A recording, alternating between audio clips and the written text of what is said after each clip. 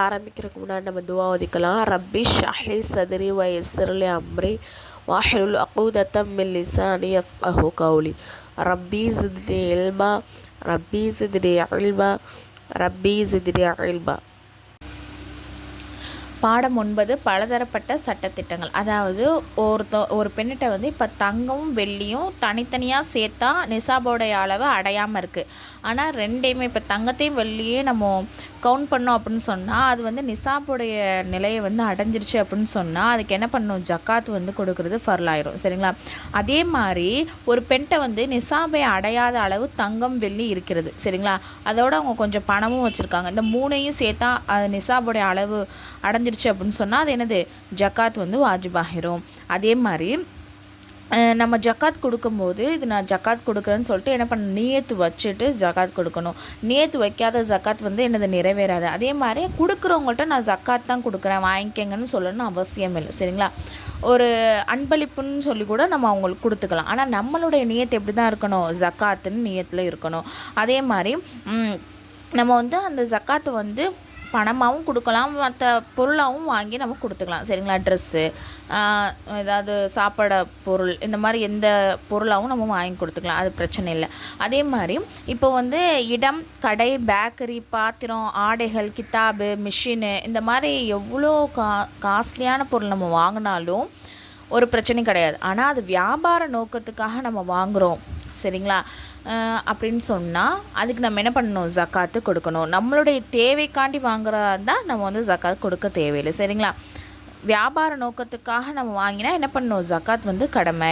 அதே மாதிரி தங்கம் வெள்ளியால் செய்யப்பட்ட அனைத்து பொருட்களுக்கும் என்னது, ஜக்காத் கடமை ஆகும். உதாரணமாக தங்கம் வெள்ளி நகைகள், பாத்திரம், நாணயம், பதக்கம் மற்றும் இவை போன்றவை. சரிங்களா? நகை மட்டும் கிடையாது. இப்போ வெள்ளி பாத்திரம் வச்சுருக்காங்க, அப்புறம் வந்து காசு வச்சுருக்காங்க, தங்க காசு, பதக்கம், இது எல்லாமே தான் அந்த அமௌண்ட்டில் செட் ஆகும். சரிங்களா? தங்கம் வெள்ளின்னு மட்டும் நம்ம நகைகளை மட்டும் நம்ம நகை இருந்தால் மட்டும்தான் கொடுக்கணும்னு அவசியம் இல்லை. தங்க காசு வச்சுருந்தாலோ இல்லை பார், அதாவது கட்டி, தங்க கட்டி வச்சுருந்தாலோ இது எல்லாமே தான் அடங்கும். சரிங்களா? அதுக்கு தான் சொல்கிறாங்க. அடுத்து 7th பாயிண்ட் என்ன அப்படின்னு சொன்னால், வியாபார நோக்கத்தில் எந்த பொருளை நம்ம வாங்கினாலும் சரிங்களா, அது நிலமாக இருந்தாலும் சரி, அதுக்கப்புறம் என்னது பொருளாக இருந்தாலும் சரி, கடையாக இருந்தாலும் சரி, அதில் உள்ள எல்லா திங்ஸையுமே நம்ம என்ன பண்ணணும், கணக்கிட்டு நம்ம வந்து ஜக்காத் வந்து கொடுக்கறது ஃபர்லு. இந்த பாடத்தோட கொஷின் என்ன அப்படின்னு சொன்னால், தங்கம் வெள்ளி இரண்டும் நிசாபை விட குறைவாக இருந்தால் அதன் சட்டம் என்ன? ஜக்காத்தை அன்பளிப்பு என்று கூறி கொடுப்பதன் சட்டம் என்ன? தொழிற்சாலையில் உள்ள இயந்திரத்தின் மீது ஜக்காத் கடமையாகுமா? அப்புறம் பாடம் 10 வந்து என்ன அப்படின்னு சொன்னால், ஜக்காத்தை நிறைவேற்றுவது எப்பொழுது கடமை? ஜக்காத்தை நம்ம எப்போ கொடுக்கணும் அப்படின்னு சொன்னால், ஷரியத் நிர்ணயித்த அளவு ஜக்காத்துடைய அளவு நமக்கு அடைஞ்சிருச்சு சரிங்களா அப்படின்னு சொன்னால் அவங்க வந்து 1 வருஷம் பூர்த்தி அடைஞ்சதுக்கப்புறம் அந்த நாளே ஜக்காத்தை கொடுக்கறது கடமையாகும். ஆனால் நம்ம எப்படி கொடுக்குறோம், அந்த ரமலான் மாதம் மட்டும்தான் என்னது ஜக்காத் கொடுக்குறாங்க. அப்படி கொடுக்கக்கூடாது. இப்போ நம்ம வந்து உதாரணத்துக்கு இப்போ ஜனவரி மாதம் வாங்குகிறோன்னு வச்சுக்கோங்க, தங்கம் வாங்குகிறோம். அப்போ நம்மள்ட்ட வந்து அந்த நிசாபுடைய அளவு சரிங்களா 10 பவுனுக்கு மேலே இருக்குது. சரிங்களா? அப்போ அது 1 வருஷம், அது அடுத்த ஜனவரி வந்தோன்னே நமக்கு அந்த நகை வந்து 1 வருஷம் ஆயிடுச்சு. சரிங்களா? அந்த 1 வருஷம் வரை அந்த நகை நம்மள்ட்ட இருக்குது அப்படின்னு சொன்னால் நம்ம என்ன பண்ணணும், ஜக்காத் கொடுக்கணும். அதான் கணக்கு. சரிங்களா? அப்போ தான் அவங்க மீது கடமையாக்கப்படும். ஜக்காத்தை நிறைவேற்ற ரம்லான் மாதத்தை ஷரியத் என்ன பண்ணல, குறிப்பிட்டு சொல்லவே கிடையாது. எனவே ஒவ்வொரு மனிதருக்கும் ஜக்காத்துடைய மாதம் தேதி தனித்தனியாக பிரியும். சரிங்களா? பிறை கணக்கின்படி எந்த பிறையில் ஒரு மனிதன் நிசாபை அடைந்தாரோ அவர் எப்போதும் அந்த தேதியை ஜக்காத்தை குறிப்பிட்டு கொள்ள வேண்டும். அந்த தேதியிலே ஜக்காத்தை நிறைவேற்ற முக்கியத்துவம் கொடுக்க வேண்டும். ரமலானை எதிர்பார்த்து ஜக்காத்தை தாமதப்படுத்துவது எனது மிக தீய விஷயமா இருக்குது. சரிங்களா? அதே மாதிரி நம்ம கணக்கிடும் போது என்னென்னா, ஆங்கில மாதத்தை வச்சுக்கிறாம என்னது முஸ்லீம் இது இருக்கும் இல்லையா, அதை மொஹர்ரம், சஃபர், ரபியுல் அந்த மாதத்தை கணக்கின்படி வச்சு என்ன பண்ணணும், நம்ம ஜக்காத் கொடுக்கணும்.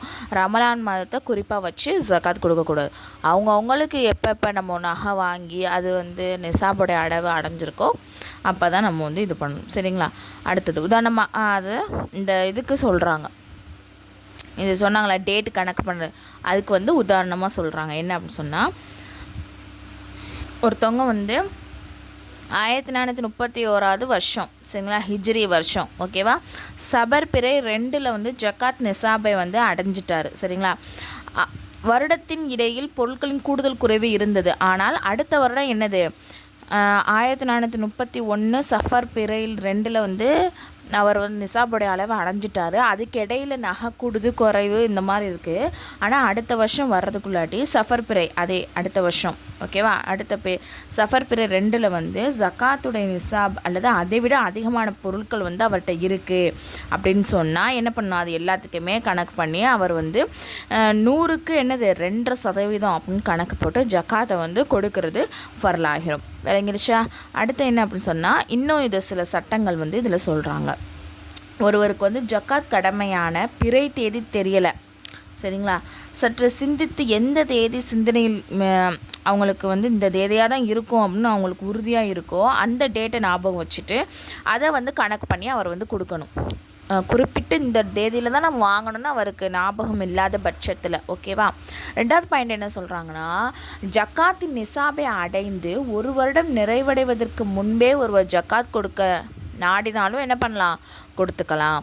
அந்த வருஷம் முடிவுக்குள்ளாட்டி முன்னாடியே கொடுக்குறதா இருந்தாலும் கொடுத்துக்கலாம். வருடத்தின் இடையில் செல்வம் அதிகமானால் அதற்கு வருடம் பூர்த்தியாக வேண்டாம் என்ற நிபந்தனை இல்லை.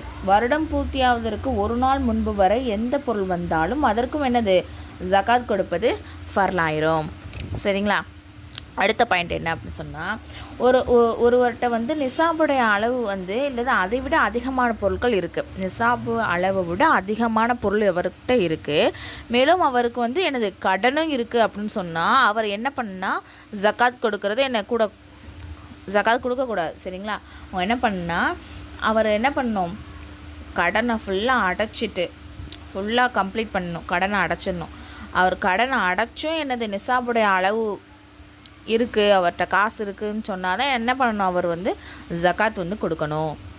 அடுத்து 5th பாயிண்ட் என்ன அப்படின்னு சொன்னால், ஜக்காத் வந்து கடமையானவருக்கு மற்றவர் கடன் கொடுக்க வேண்டும் அல்லது விற்ற பொருட்களின் பணம் வர வேண்டும் என்றால் மற்ற பொருட்களுடன் சேர்த்து அதற்கு ஜக்காத் கொடுக்க வேண்டும். 5th பாயிண்ட் என்ன அப்படின்னு சொன்னால், ஜக்காத் கடமையானவருக்கு மற்றவர் வந்து கடன் கொடுக்கணும் சரிங்களா. இப்போ வந்து ஒருத்தவர் வந்து ஜக்காத் கொடுக்குற நிலமையில இருக்கார். ஆனால் அவர் என்ன பண்ணியிருக்காரு, மற்றவருக்கு கடன் கொடுத்துருக்காரு. அந்த கடன் வந்து இவருக்கு வரணும், அந்த காசு வந்து வரணும். அல்லது விற்ற பொருட்கள் வந்து எனது பணம் வந்து இன்னும் அவருக்கு வர வேண்டிய தொகை மிச்சம் இருக்குது அப்படின்னு சொன்னால் அதற்கும் சேர்த்து என்ன பண்ணணும், ஜக்காத் கொடுக்க வேண்டும். அல்லது கடனும் வியாபார பொருட்களின் பணம் வந்த பிறகு கடந்த வருடத்தின் ஜக்காத்தையும் என்ன பண்ணணும், சேர்த்து நிறைவேற்ற வேண்டும். அது திரும்ப கிடைக்கும் என்ற நம்பிக்கை இல்லாவிட்டால் ஜக்காத் கடமை இல்லை சரிங்களா. இப்போ வந்து நான் ஜக்காத் கொடுக்க போகிறேன், ஆனால் நான் என்ன பண்ணியிருக்கேன் அப்படின்னு சொன்னால் சில பொருட்களை வந்து விற்றுருக்கேன். அந்த விற்ற பொருள் வந்து எனக்கு கொஞ்சம் அமௌண்ட் வரணும். அதே மாதிரி நான் சில பேருக்கு கடன் கொடுத்துருக்கேன், அவங்க வந்து என்ன பண்ணணும், திரும்ப காசு தரணும். இந்த மாதிரி சூழ்நிலையில் இருக்கும் போது நான் என்ன பண்ணால் அது எல்லாத்தையுமே கவுண்ட் பண்ணி சேர்த்து ஜக்காத் கொடுத்துடலாம் சரிங்களா. அப்படி இல்லை அப்படின்னு சொன்னால் அந்த எல்லா காசும் வந்த பிறகு ஜக்காத் கொடுத்துக்கலாம். அது 2வது பாயிண்ட். ஓகேவா. 3வது பாயிண்ட் என்னென்னா, அதாவது நான் கடன் கொடுத்தவர் வந்து திரும்ப தர்றதுக்கு இப்போதைக்கு வாய்ப்பே இல்லை, அவர் தர்ற மாதிரி இல்லை அப்படின்னு நமக்கு நம்பிக்கை இல்லாமல் இருந்துச்சு அப்படின்னு சொன்னால் என்னது, ஜக்காத் வந்து கடமை இல்லை அப்படின்னு சொல்கிறாங்க சரிங்களா. இந்த பாடத்துடைய கொஷின் என்ன அப்படின்னு சொன்னால், எந்த மாதத்தின் ஜக்காத்தை நிறைவேற்ற வேண்டும், ஜக்காத்தை ரமணானில் தான் நிறைவேற்ற வேண்டுமா, எவர் மீது கடன் இருக்கிறதோ அவர் ஜக்காத் கொடுப்பது கடமையா, கடன் கொடுக்கப்பட்ட பணத்திற்கும் ஜக்காத் கொடுக்க வேண்டுமா. பாடம் 11, ஜக்காத்தை எவருக்கு கொடுப்பது கூடும், யார் யாருக்கெல்லாம் நம்ம ஜக்காத் கொடுக்கலாம் அப்படின்னு சொல்லி பார்த்தோம் அப்படின்னு சொன்னால், ஏழை யாருக்கு வந்து ஜக்காத் கடமையான அளவுக்கு பொருள் இல்லையோ சரிங்களா, மேலும் அவரிடத்தில் தன் தேவையை விட அதிகமாக உள்ள பொருட்கள் நிசாபுடைய அளவு இல்லையோ அவர்தான் ஏழை. அதாவது ஜக்காத் கொடுக்கறதுக்கு வசதி இல்லாதவங்க தான் என்ன ஏழைன்னு சொல்கிறாங்க, அவங்களுக்கு நம்ம ஜக்காத் கொடுக்கலாம். மிஸ்கின் எந்த மனிதரிடம் அறவே பொருள் இல்லையோ அவர் தான் என்னது மிஸ்கின், சுத்தமாக காசே இல்லாதவங்க தான் என்னது மிஸ்கின். 3rd என்ன அப்படின்னு சொன்னால், கடனாளி மக்களிடம் கடன் பட்டவர், அவர் கடனை நிறைவேற்றும் போது நிசாபுடைய அளவுக்கு பொருள் மீதம் இல்லாதவர் சரிங்களா. கடனாளிக்கு நம்ம வந்து ஜக்காத் வந்து கொடுக்கலாம். முசாஃபிர் அதாவது ஜக்காத் கடமையான ஒருவர் பயணத்தில் இருந்தார். நல்லா விளங்கிக்கங்க. முசாஃபிர் எப்படிப்பட்ட முசாஃபிர்னு சொன்னாங்கன்னா, ஜக்காத் கடமையான ஒருவர் பயணத்தில் இருந்தார், ஆனால் அவரிடம் எனது தற்சமயம் பணம் ஏதும் இல்லை. இந்நிலையில் அவருக்கு தேவை ஏதும் ஏற்பட்டால் அவருடைய தேவையின் அளவுக்கு ஜக்காத் பொருளாக கொடுக்கலாம். அதாவது இப்போ நான் வந்து ஜக்காத் கொடுக்குற அளவுக்கு என்கிட்ட எல்லா காசும் எல்லா பணமும் இருக்குது. ஆனால் நான் இப்போ ஒரு பயணத்தில் இருக்கேன், சரிங்களா? பயணத்தில் இருக்கனால இப்போ என்னால் ஜக்காத் கொடுக்க முடியாத சூழ்நிலையில் நான் இருக்கேன்.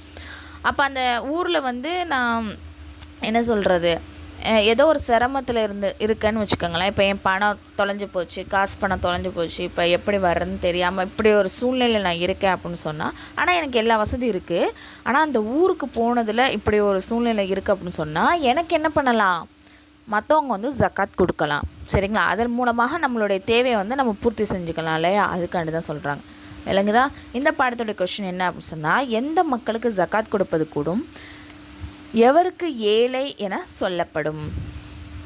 ட்ரீம் முஅல்லமா கோர்ஸ் இதில் வந்து ஜாயின் பண்ணுற விருப்பம் உள்ள ஒன்லி லேடிஸ் மட்டும் கீழே வந்து டெலகிராம் லிங்க் வந்து கொடுத்துருக்கேன். அந்த குரூப்பில் வந்து ஜாயின் பண்ணிக்கோங்க. அதில் வந்து மற்ற டீட்டெயில்ஸ்லாம் இருக்குது.